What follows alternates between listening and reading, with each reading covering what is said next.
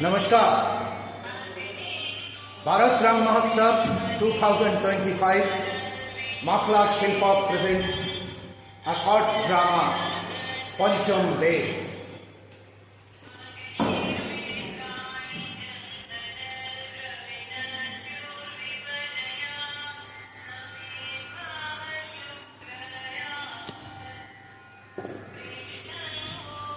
আজকের মতো আমাদের পূর্বা পর্ব শেষ হল। শোনো বৎস, আজ আমরা যা কিছু শিখেছি তার সব কিছুই আজ থেকে প্রতিনিয়ত আমাদের অনুশীলন করতে হবে। মনে রাখতে হবে এটি একটি নতুন পরীক্ষা, আর এই পরীক্ষায় কোন রকম ভুল ত্রুটি হওয়া একেবারেই বাঞ্ছনীয় নয়। দয়ালু হও, সদা সর্বদা দয়ালু হও। বলবৎস, কি তোমাদের প্রশ্ন? গুরুদেব, আপনি যেদিন নাট্যশাস্ত্র রচনা করেছিলেন সেদিন থেকে আমাদের মনে কিছু প্রশ্নের উদয় হয়েছে। সেই প্রশ্নের উত্তর জানার জন্য আজ আমাদের এখানে আগমন। বলবৎস, এরা বিধায় তোমরা তোমাদের প্রশ্ন উত্থাপন করো। গুরুদেব, আমাদের প্রশ্ন হলো কিভাবে এই নাট্যশাস্ত্রের উৎপত্তি হল এবং এর উদ্দেশ্যই বা কি? উত্তম প্রশ্ন, বড় ভালো প্রশ্ন করেছো বৎস। তবে কিনা এই প্রশ্ন শুধুমাত্র নাটকের জন্য নয়, এই প্রশ্ন আমাদের জীবনের সঙ্গে সম্পৃক্ত। ত্রেতা যুগের পর মানুষের জীবনে লোভ ও বেশি প্রকট হয়ে দেখা দেয়। পাপ এবং সংঘাত মানব জীবনকে ক্রমশ বর্ধমান করে তোলে।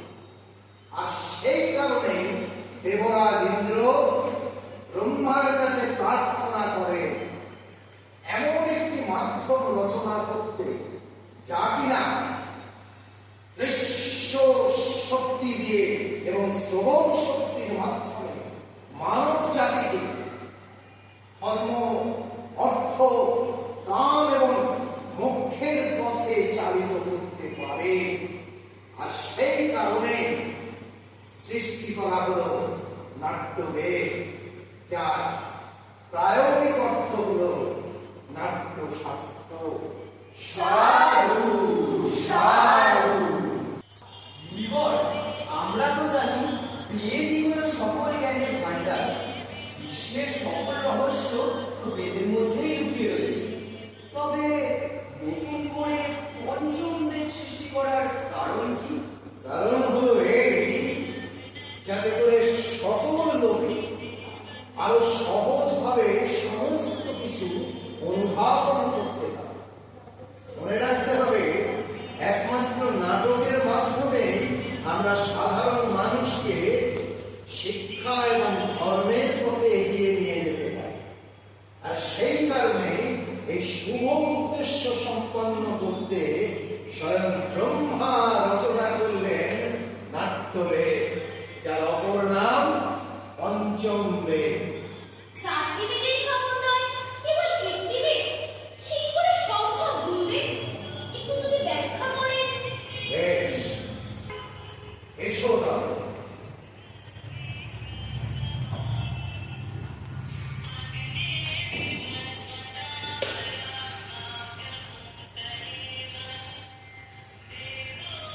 ওই যে গানটি শুনতে পাচ্ছ, ওইটি হলো সামবেদের গান।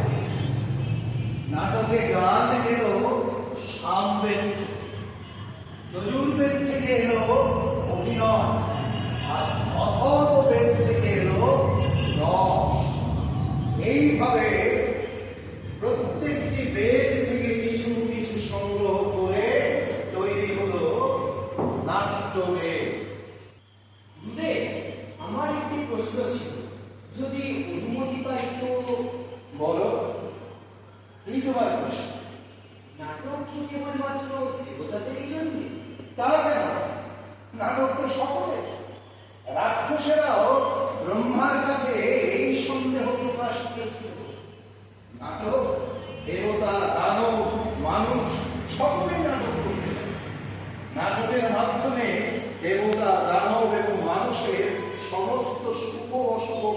সমাজকে নাটক চোখের সামনে তুলে ধরে।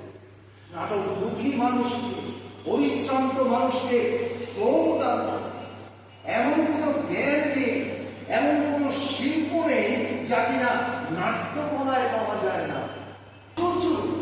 সমস্ত সৃষ্টি, সমস্ত লৌকিক অলৌকিক সমস্ত প্রাণী জগতের ভাবনায় সমৃদ্ধ এই নাট্যকলা। ঠিক বলেছে বৎস।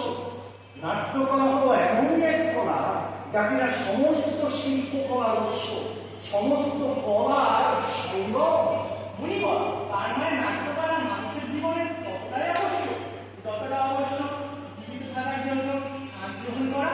ঠিক, একেবারে ঠিক বলেছে। তাহলে গুরুদেব, আমাদের সমাজের অনেকেই যে নাটক করাকে অপ্রয়োজনীয় অনাবশ্যক বলে মনে করে কেন? আমরা শিল্পী বুঝিবর, নীতি নির্ধারণ করি। আমরা শিল্পের চর্চা করি। শিল্প আমাদের ধর্ম।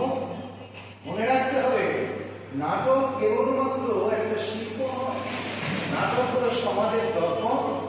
নাটক আমাদের সত্যের পথে নির্ধারণ করে।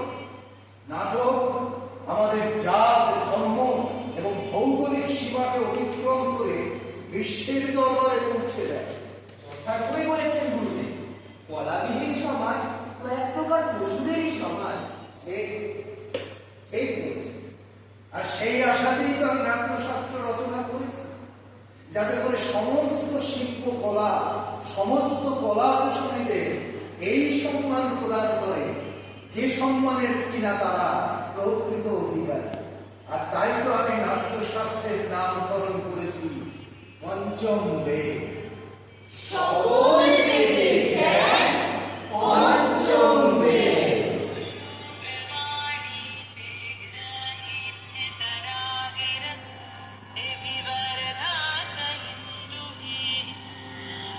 आदेवत्सो मनो यमत् परमाच्चिं सधस्थ